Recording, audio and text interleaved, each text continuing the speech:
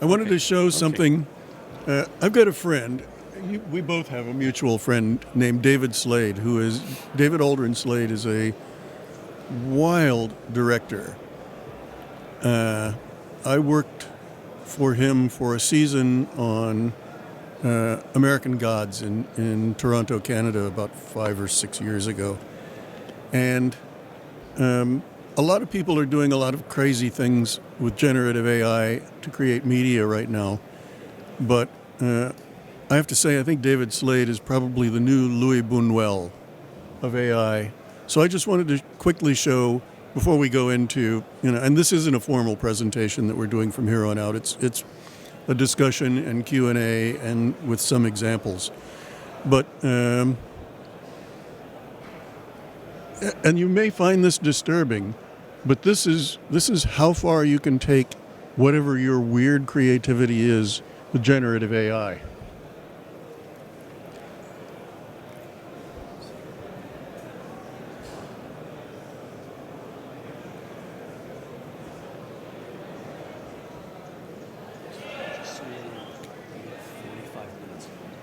Yeah, we'll make it quick.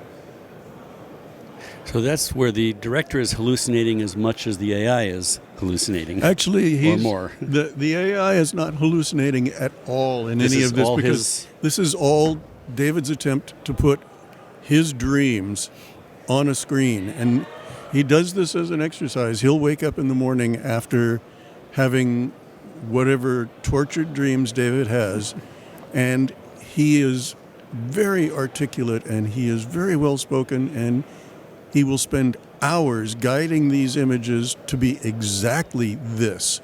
So these are not AI hallucinations. These are David's tortured dreams turned into reality. So I'm going to go to presenter view for the session. You misspelled my name. Oh, did I? Yeah, it's okay. I'll get over it. Extra C? No, an E before the F. Oh, you're right. I'm sorry. So, Alan Turing, who is kind of known as the father of modern computing, was asked the original question, can machines think? And he said he believed that question to be too meaningless to deserve discussion. It's pretty meaningful now. And Roberto and I are involved in a number of different creative processes using AI in the U.S. and in Los Angeles. And we've become acquainted with a number of different, I guess you have to call them artists, who are using AI for a wide variety of creative purposes to create media and entertainment. We have both been introduced to Laszlo. Do you want to? Yes, there's an incredible AI artist named Laszlo Gal, who's from Hungary, from Budapest. He lives in Vietnam most of the year, but he's working, and he has a YouTube channel you can watch. Go to YouTube and put up his name, Laszlo Gal, G-A-A-L, and his work caught my eye from a fake Porsche commercial that he did, and then went on from there. And every week or two, he puts up a new piece, which is even using, as the technology, the AI programs are getting better and better and better, he's been using them, and it shows the amazing differences. Let's put up a couple of his pieces. Which one would you like to start with? scenes that's just the behind the scenes. That's just the behind. Okay. So this is the behind the scenes of the Porsche commercial that he did. It's explaining how he did the commercial.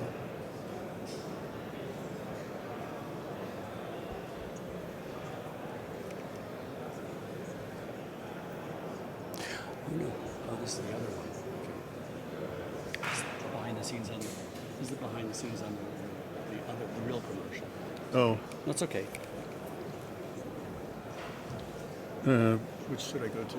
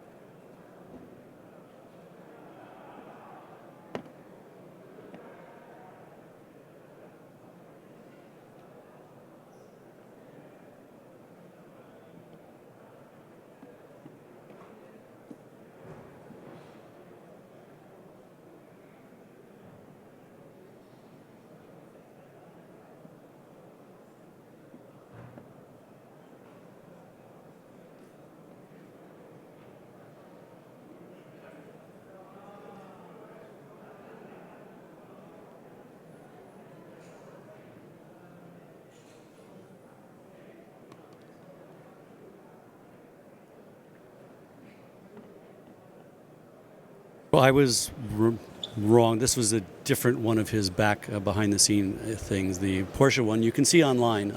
I highly suggest going to his YouTube channel and looking at the Porsche commercial, which then has at the end of it, it goes dark and then has the behind the scenes part, which is even more fascinating. I'll see if I can go to that in a minute. Okay. But in the meantime, let's see a couple more pieces. Okay, so these are all just tests. He's done tons of these tests just to check out what he can accomplish with the different prompts and the different programs. He specifically used VO3, VO2 a lot, VO3 now, and a mixture of all different ones. And I'm just starting. I've been using Stable Diffusion, but I'm starting to use VO at this point. I've been using VO2, VO3, Kling, Luma, all of them mixed together on the project that I'm part of at the University of Southern California, the Experimental Technological Center that George Lucas founded 35 years ago.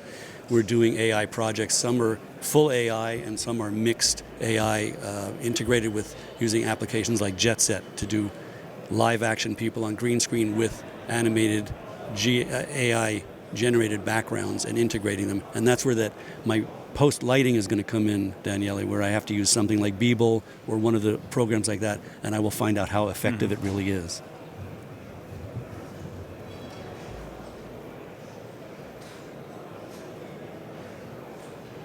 This is a much older one that he did. This is quite a while ago.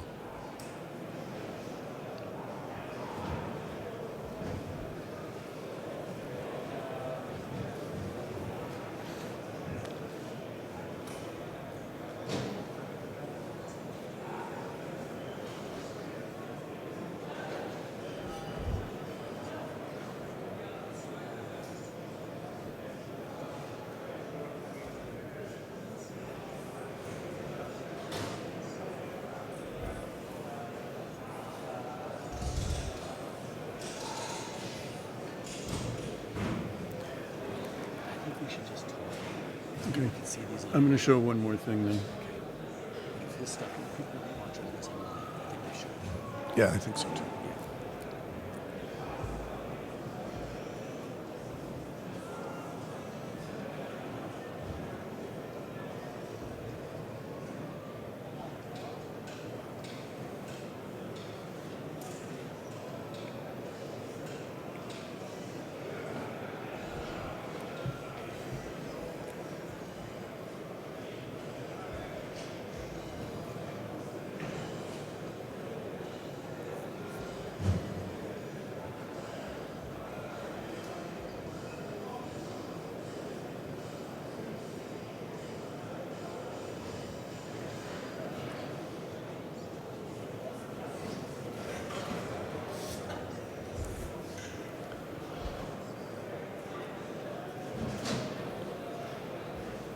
Now I'll show you something, a little something that At that time, they couldn't probably not render open eyes. yes. Right. there were a lot of things that you couldn't render. This is something done with stable diffusion. A year or so ago, I when I was first starting off doing, experiments with stable diffusion, and boy, I really learned a lot from this. I think there's music to it. This is an Elvis song, a lost Elvis song.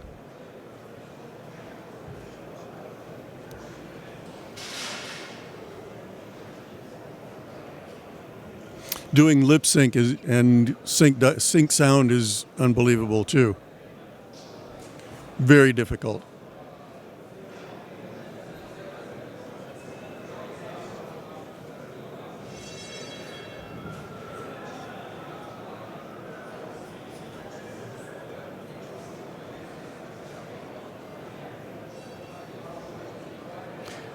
Now lip sync can be done.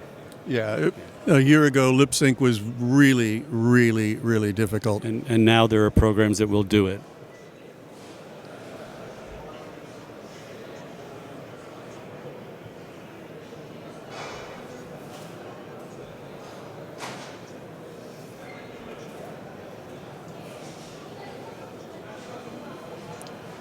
Backwards hands.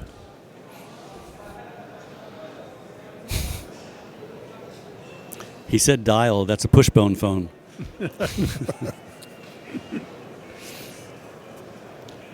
You'd be amazed what you get when, even if you say, I want a dial phone, Yes. you get.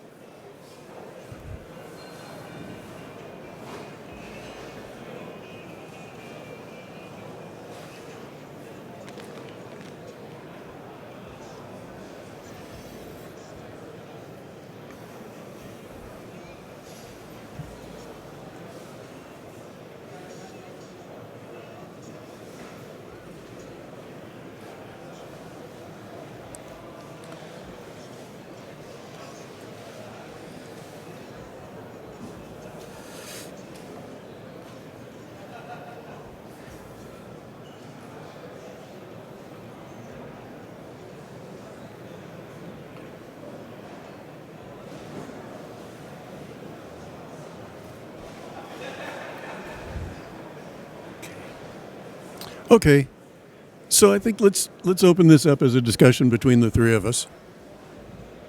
How are you? What is? Can you sort of encapsulate what your process is for prompting and how you structure your process? Well, I've gone through various stages of it, because at first I was told to reprompt every time when something didn't come up exactly how I wanted, was to refine my prompt and to make it more detailed and more specific.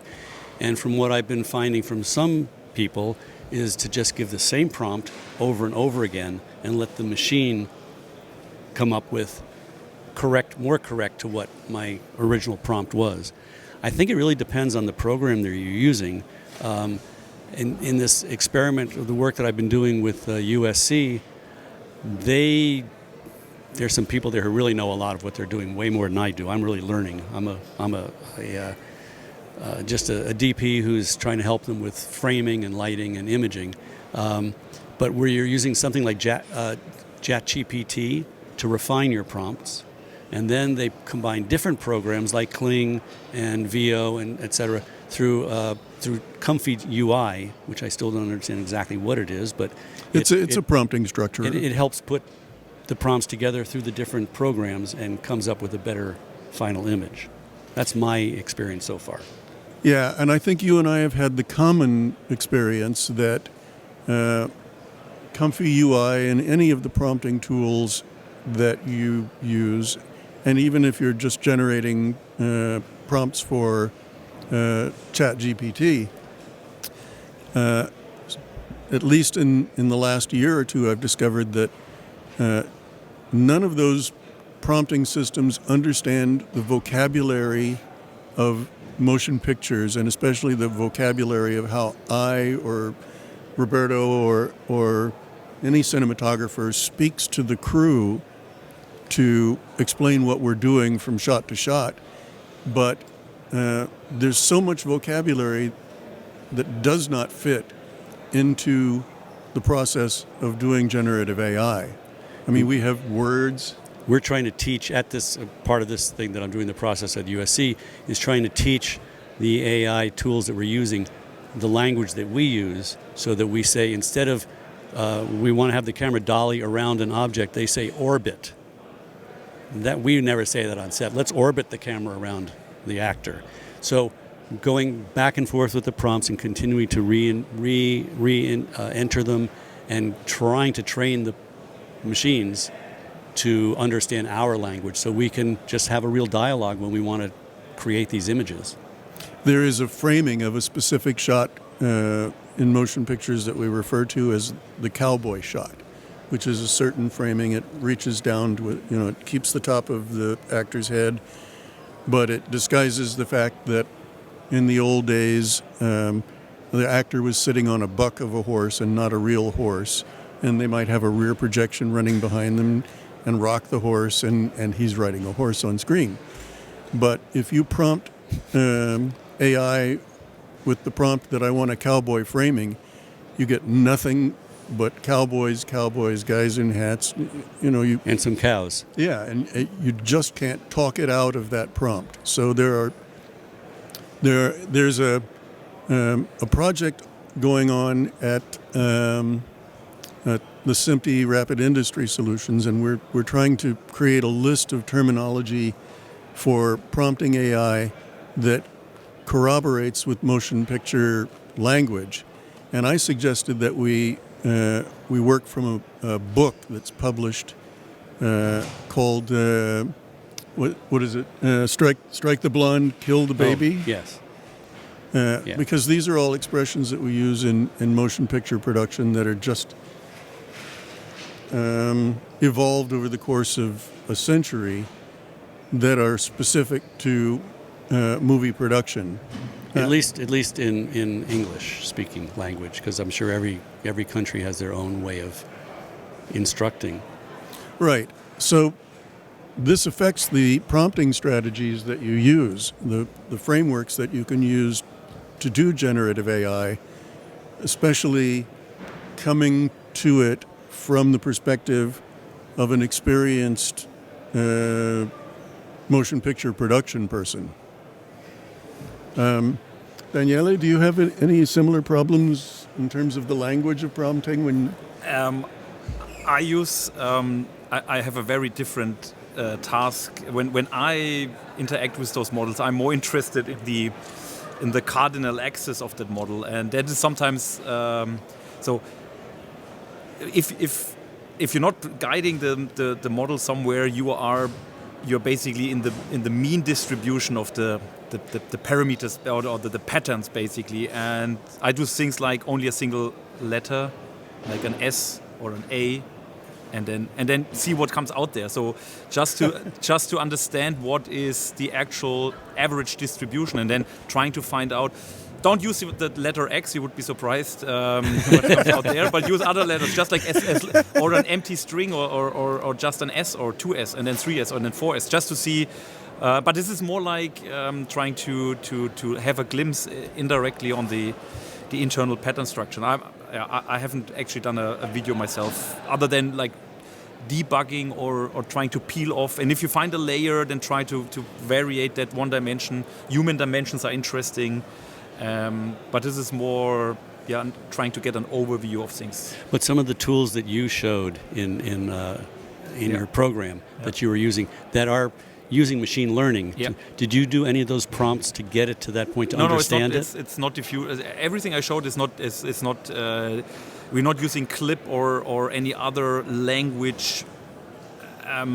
There's no connection to language in the models we are using at the moment. Because there's already a language between. I mean, the colorist isn't in somewhat the translator in the room, right? So if you say like I need it to have more crunch, what does this mean? And it's we don't envision that a colorist then translates add more crunch to add more contrast or we experimented with like with prompt-based color grading, but it's not something that we have found highly effective. And if you look on a colorist, how she or he navigates over the control surface and the incredible speed of things, it's hard to imagine. So it's all GUI driven, then. Right. It's all haptical driven, typically in control interfaces, and I think that natural language is great for a lot of things, but not necessarily for everything. I guess what I was thinking of was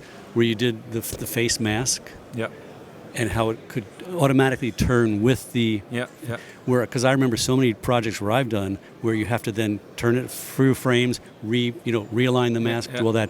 How was that programmed? Was that also done? That's actually a machine learning model we have trained, and you give it that's a classical classifier. So it's actually a committee of 2 or 3 machine learning algorithms.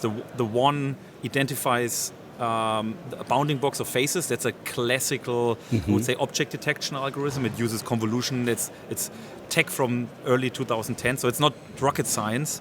And then it hands over a cropped image of the face to that model, which we have trained, that basically takes the landmarks, tries to find landmarks, and then unwraps the landmarks to a 2D representation. Right. And then actually the inverse is then what we use of that is basically when you draw a shape, we basically wrap that 2D face with an inverse wrapping process onto the geometry. Yeah, and I saw hours of savings of time. Yeah, oh my God. Absolutely, and the good thing is also we have a descript that first model the second model that has the landmarks, it gives you also an abstract vector which describes the face. So when you have, let's say, 3 actors in a face and you copy from here to another shot with another 3 actors, it will copy it onto the right person, because it basically looks at the distance. So which of the target ones, which are the closest to my source. Right. Fantastic. Yeah. So what I had to learn for doing Gen AI was how to prioritize and how to structure my prompts for AI. And I did a lot of research to discover that there are a lot of apparently very well-known prompting strategies and frameworks for prompting from AI. So I wanted to share some of that, just because it took me almost 2 years to learn that this kind of knowledge even existed, let alone to appreciate what it is. And these, I invite you to take pictures of them. All of this is readily available on the internet. But if you're thinking of getting into doing generative AI as a user, or even like me as a hobbyist, these are very important things to study and learn right away. So what are they doing what kind of projects are they doing at the ETC? The ETC has been doing a whole bunch of different projects. They're sponsored by the studios. So there's Disney and Sony and Amazon and all of them. And they get the large corporations to put up funding for each project. Google did one that I worked on. Apple did one that I worked on. I forget who did the one before that I came on that they were doing. But it's basically, they take USC students or former students, and they submit projects, something they want to try to do. and they picked out the ones that seemed the most interesting, also for the specifics for what each manufacturer wanted to do. So, like for instance, the one that I did, this mixed reality, I call it that, was Apple was sponsoring, which we used 2 iPhones, an iPhone to do the taking of the image of characters on a green screen, written and directed by a USC former student. He was a graduate who's now doing his second feature already. He's in South Africa at this moment. His second feature, he just graduated 2 years ago. Mixing that with images that were backgrounds, environments that were built in Blender by a production designer, and combined the two together in the application JetSet, which is from Lightcraft. It's available on the App Store. You can download it for free and try it out. It's a phenomenal thing, and I've been doing stuff with Gaussian splats, custom ones, to put people into. So that was one, mixing real-life actors with objects, foreground objects that were, so they could interact with them, with all these backgrounds. Flat lit at the request of the production, that we would then go in afterwards and relight the entire thing using, at this point they said Beeble, but there's a newer one out, I think now, that we might be using that's from Netflix, has developed, the same guy who did Beeble, the original Beeble programming. The second one that I've been working on is pure AI. It's a pure, we had 8 AI artists. There's a director, writer who came up with a story. It takes place from a fish under at the bottom of the sea that takes a journey up to the top, to the water, comes out onto a fishing trawler full of sardines. Fisherman looks at him, throws him back in. That's the story. But it's about a search for beauty and the beyond, and something always beyond what you have.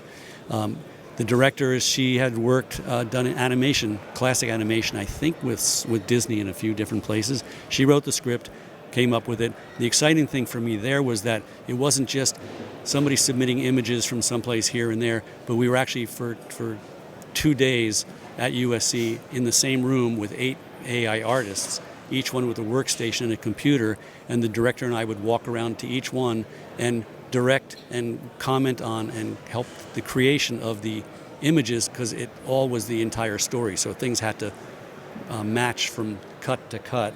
And I was there really as a consulting DP, helping with picking framing, what works better, maybe we should do a move here. We do have to do quite a bit of lighting in the originals, because to relight later on these fully AI things is going to be a bit difficult, but it's a challenge, and I'll be finding out when I get back to LA, which is still in the USA, I believe. What I find for the relighting, just to interrupt you here, I think if the lighting is already set in the photography, then enhancing that directionality or something like that kind of works much better than you trying to work against the original lighting or introduce really new lighting. But to make something more pop out, that's also what as a giveaway. Yeah, and that's what we tried to do with the AI images, is to get them as close as we possibly could to what we looked like. Because we know some things we wanted really refined, but it's like what you said with the cowboy. You say 20 times, no caustic lighting, just all dark. It comes back, caustic lighting, and so it's a long learning process. But that's what they're doing. They're doing different things with different companies. Yeah, and I find myself repeating myself over and over and over again, and prompting even subtle changes. Even a subtle change in the prompt can cause either a subtle change, unpredictably a subtle change, or an explosive change in the resulting image. What I understood, I asked about that to some of the guidance people at the USC, and they said which I didn't understand, is when you give an original prompt and then it doesn't come back exactly the way you want it to, so you change that prompt a little bit and give it, the machine starts from the beginning again. It's not refining on that prompt. It is beginning all over again. Unless you create a seed from something that you get that you absolutely love. And there's a thing called, on most of these programs, a thing called a seed, and you have to quote that seed to go back to, so it takes what you originally put in and just goes on top of that. And some of them now have negative prompts that you can put in a negative prompt. It's I mean, as we said, as I joked before, when we're done with this program today, it'll have gone another 2 generations beyond us in everything that's happening. And this is what I was referring to as chaotically behaving, like a weather system. Like it's always the saying that a butterfly slap can change the hurricane on the other side of the world. This is because it's a complex and chaotic system. And the same is true for those models, because it's so highly complex that a small change in the input parameters. Yes. So the more you can fix in the initial conditions, the better it is. But then also, as you said, the seed, if it's just one difference, so it's always a good idea to not make them randomly, because some of the tools randomize the seed on every iteration. Then you are basically screwed. At least try to. There was one other thing that I wanted to say about that, and that is, even just when you prompt, even if it's the same. Sorry. I'll wait. Even just the change of the clock is enough to change the result that you get from a prompt.